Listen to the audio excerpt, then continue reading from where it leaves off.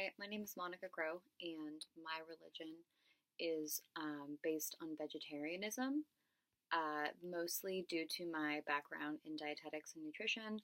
I have just seen a lot of people take a very serious approach to their diets, and it almost comes across as a religion. Another one that I thought about doing was keto, but this one is, I don't know, a little bit more interesting to me.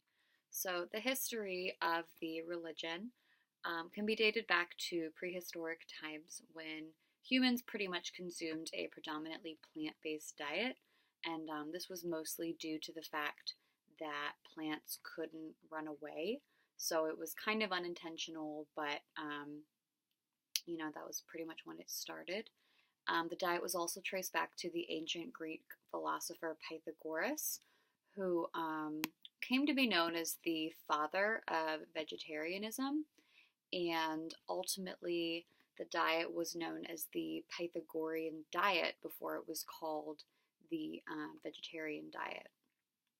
So, Pythagoras actually practiced the religion for both ethical and religious reasons, largely based on his belief in the soul of living beings. So his logic kind of trickled down into different groups, and it kind of popped up again in the mid 1800s in the Vegetarian Society of England. And this was a British charity to promote vegetarianism.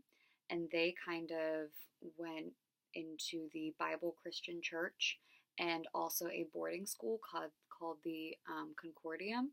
And both of these really promoted the practice of a vegetarian or vegan diet. And ultimately, the diet was really used as like a form of temperance and things like that. So, some of the rituals in the religion of vegetarianism are gardening. Gardening is a daily ritual. It's a both act of both prayer and meditation, as you're both cultivating and sustaining life while you're gardening. So that's, both body, mind, spirit, earth, everything. Meal preparation, also prayer and meditation. It's performed multiple times per day. Individuals must cleanse themselves as well as their space around them before and after they prepare a meal. And again, this is just, a very wholesome experience of cultivating and sustaining life. Some of the ceremonies, the seasonal harvest, different seasons, different fruits and vegetables that are in season, and I'm just kind of bringing those together with the community and celebrating and sharing in just that aspect of life. And then the farmers markets, kind of the same thing, everybody coming together and enjoying the crop. And any type of like food preparation can be kind of seen as like a sacrifice to the agricultural gods. Some of the vegetarian festivals are held throughout the year, and they emphasize the importance of seasonal eating. During these festivals, people are encouraged to abstain from meat and alcohol and sex, avoid, just really anything too drastic. Some intense rituals may be performed at these festivals. These include people stabbing themselves in the face with knives and also placing fishing hooks in their flesh and walking on hot coals. I believe this is performed in Thailand, and it kind of allows people to remind themselves of the pain that they put animals through when they are hunting and preparing them for consumption. So obviously not everybody has to do that, and that you can just go to this festival and enjoy the food and the company and the earth. So some of the beliefs, morality. So Pythagoras, again, believed that all living things had souls, and this extended beyond animals, meat, fish, probably even like bugs and bacteria. And he really just emphasized, living harmoniously and peacefully with all living things, so just don't cause any harm. The the religion really pushes virtues such as temperance and abstinence and self-control And they believe that, if you're acting out in sin and, acting out in kind of an outlandish manner, you probably eat too much meat. So just kind of that balance there. Some moral debates are held over the consumption of GMOs and organic products versus non-organic. Like any other religion, there are going to be extremists, and all sides can be argued. So GMOs might be overlooked just in the case of, for sustainable purposes. But the use of pesticides is a bit more difficult because they do have the ability to technically end life of different bacteria or bugs or things like that. So that's just kind of a debate in the religion. Beliefs in the ultimate. The vegetarian religion is a polytheistic religion. They worship a multitude of agricultural gods and goddesses.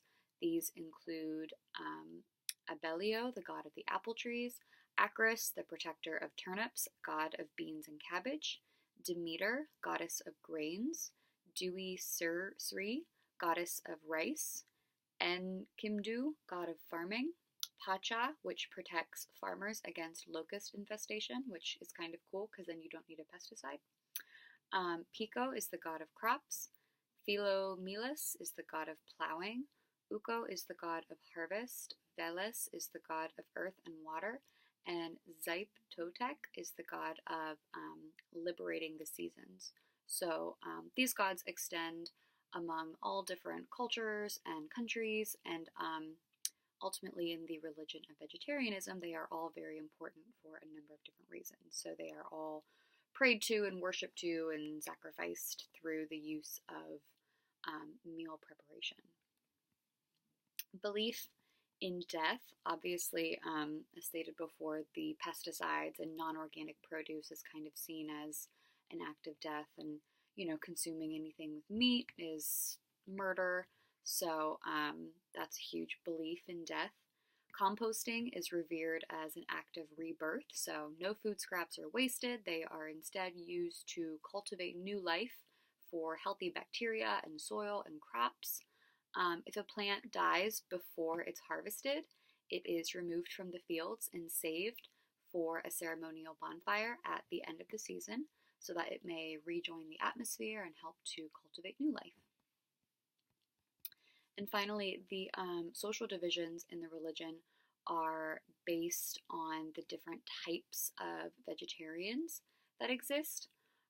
So like I said before, there are extremists in any religion. So there are certain people who are going to be a bit more devoted to the practices. So obviously vegans are going to be the most strict. They avoid anything that contains any type of animal product, such as meat, fish, eggs, honey, and gelatin.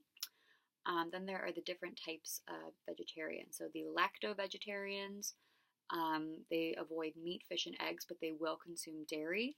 The ovo-vegetarians avoid meat and fish, but they will consume eggs. And then the lacto-ovo-vegetarians are the most common types of vegetarians, and they avoid meat and fish, but they will consume eggs and dairy. So just those different types. Maybe a different belief in souls, or just a different idea of environmental practices. None are really better than the other. But then you get into what's called the somewhat vegetarian, the halvesies. So you have the pollotarians who avoid red meat but they will consume poultry. The pescatarians who avoid meat and poultry but they will consume fish. And then there are the flexitarians who emphasize a plant-based diet, but they occasionally consume meat, fish, and poultry. So these guys are, they practice the religion, they're mindful, but they're not quite as devoted. So maybe if they were Catholic, they would only go to church on, say, Easter and Christmas. No judgment, but, whatever you think is best for you and your family and your health. And that's pretty much it. That, in a nutshell, is the religion of vegetarianism. So I hope you enjoyed. Thank you.